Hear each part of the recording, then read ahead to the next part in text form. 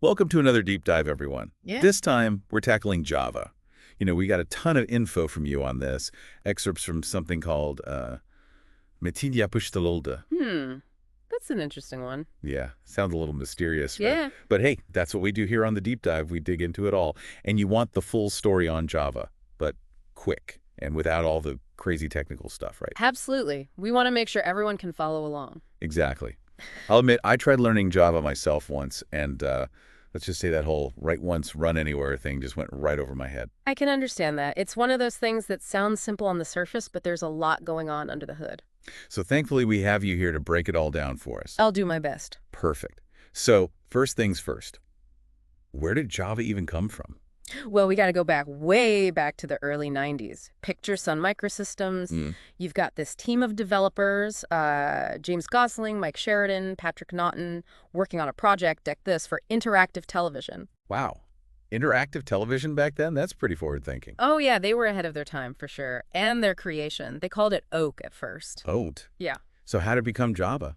Well, they had to rename it, and legend has it, it was all thanks to the coffee they were heavily relying on during those late-night coding sessions. Java, Indonesia, famous for its coffee. Oh, right. And of course, that iconic coffee cup logo. Makes sense now. Yep, that's the one. But okay, back to write once, run anywhere. Yeah. Why was that idea such a big deal back then? Think about it. Back in the 90s, you basically needed a different language for every single device, right? A nightmare for developers. Oh, I can imagine. So Java changed all that. Big time. They introduced something called the Java Virtual Machine, or JVM for short. Okay, the JVM. So what does that do? Well, the JVM, it's like a universal translator for Java code. So you write your code once, and the JVM lets it run on any device that has a JVM installed. Windows, Mac, Linux, you name it. Ah, so it's like a compatibility layer? You got it. And with the internet just starting to boom, this was huge. Suddenly, your code could go anywhere. That makes sense. So that's how Java got so popular, right? Pretty much. But is it still relevant today? I mean, tech moves so fast. Java's not just relevant, it's thriving. It's maintained by Oracle these days, and Yeah. they're constantly updating it with new versions and improvements. Okay, good to know. So why is it still so popular after all these years? A lot of reasons, really. The JVM and that write once, run anywhere thing, that's still a big deal. But one of Java's strengths is that it's object-oriented. I've heard that term, object-oriented programming, but what does it actually mean in plain English? Imagine building with Legos. Each Lego brick is like an object in Java. It has its own properties and things it can do. I see. So you're building programs by putting these code blocks together. Exactly. You can create these reusable blocks of code, organize them, and build complex programs. That sounds way more efficient than starting from scratch every time. Oh, it is. Much easier to maintain and less prone to errors. And then you've got automatic memory management. Java has something called garbage collection. Garbage collection. Yeah, it automatically gets rid of unused data. Think of it like a self-cleaning oven for your code. Uh-huh. Love that analogy. Yeah. So it keeps things tidy and running smoothly. Exactly. And on top of all that, there's this huge standard library that comes with Java. A library, like a library full of code. Yep. It's packed with pre-built code for all sorts of things, networking, file handling, you name it. Wow, so it's like a toolkit for developers. The best kind of toolkit. It really speeds things up. Okay, so our source material had a whole list of Java's advantages. Hmm. One that caught my eye was cross-platform compatibility. Why is that so important these days? Well, think about it. People are using all kinds of devices now. Phones, tablets, laptops. You want your app to work on everything, right? Right, that makes sense. So with Java, you write the code once, and it can run on pretty much any device. Saves a ton of time and headaches. So write once, run anywhere is still a major selling point. Oh, absolutely. And on top of that, Java's known for being really scalable and performing well. Scalable, meaning Meaning it can handle those really big, complex applications, the kind of systems businesses use to manage, well, pretty much everything. It can handle a ton of users and data without breaking a sweat. sounds like a good choice for those massive systems. Definitely. And one more thing that's really important, Java has a massive community of developers. Oh yeah, that's always a good sign. It's a huge advantage. Tons of resources, documentation, online forums. There's always someone out there who's run into the same problem you have and can help you out. So it's like a built-in support system. You got it.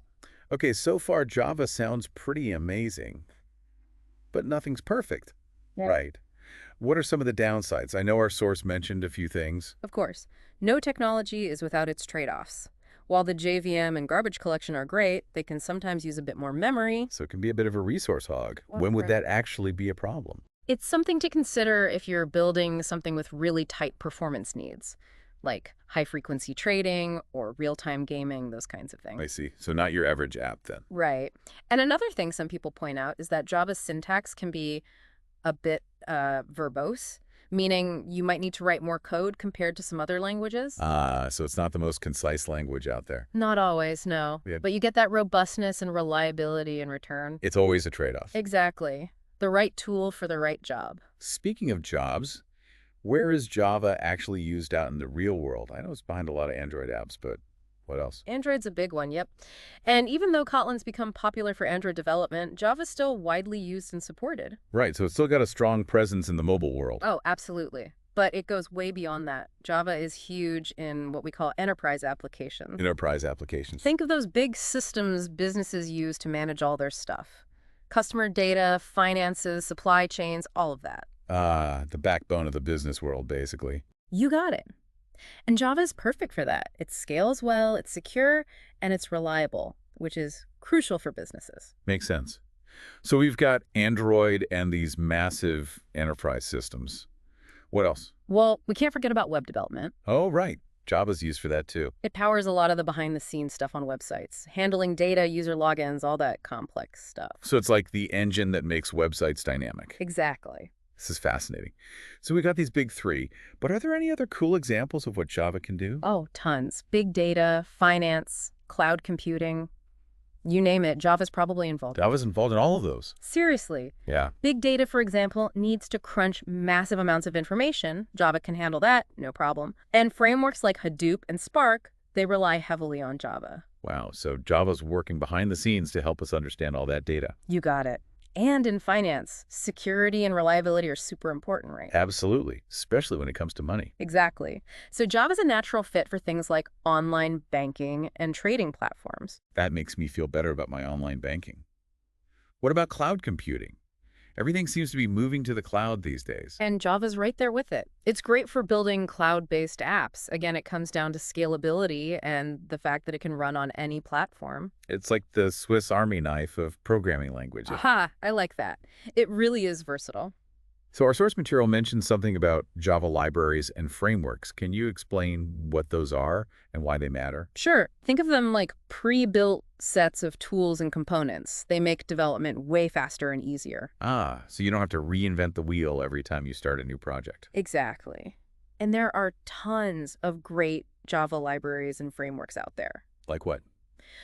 Well, one of the most popular is the Spring Framework. Spring Framework. Yeah. It's super powerful for building those enterprise-level apps we were talking about earlier, handles everything from data access to security. So it's like a one-stop shop for building those complex systems. Pretty much. And what other frameworks are popular? Another big one is Hibernate. Hibernate. It might sound a bit technical, but basically it simplifies how Java interacts with databases. So it's like a translator between Java and the database. That's a great way to put it. It handles all that messy stuff behind the scenes so developers can focus on the bigger picture. Sounds pretty helpful. It is. Wow. Okay. We've covered a lot of ground already. Java's origins, its key features, the good and the bad, all the amazing things it powers. And we even touched on its toolkit of libraries and frameworks. It's been quite a journey. It has. But we're not done yet. There's one more crucial thing to discuss. The future of Java. That's right.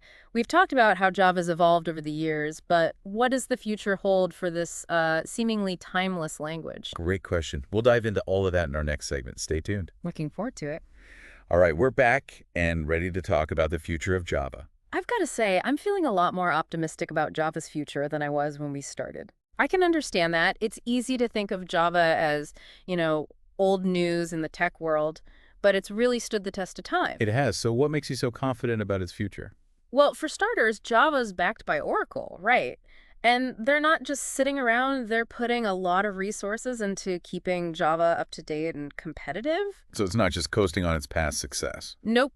They're constantly releasing updates, new versions, making sure it stays relevant. Our source material mentioned Java 17 specifically. Anything special about that version? Yeah, Java 17 is what they call a long-term support release. LTS for short. LTS. Basically, it means it gets extended support from Oracle. So it's a really stable and reliable choice, especially for businesses. So if you're looking for something dependable, Java 17 is a good bet. You got it. But honestly, Java's staying power goes beyond just technical updates. What else is there? Well, remember that massive community we talked about earlier? All those Java developers around the world? Yeah, that's got to be a huge advantage. It is. They're constantly sharing knowledge, building new tools, helping each other out.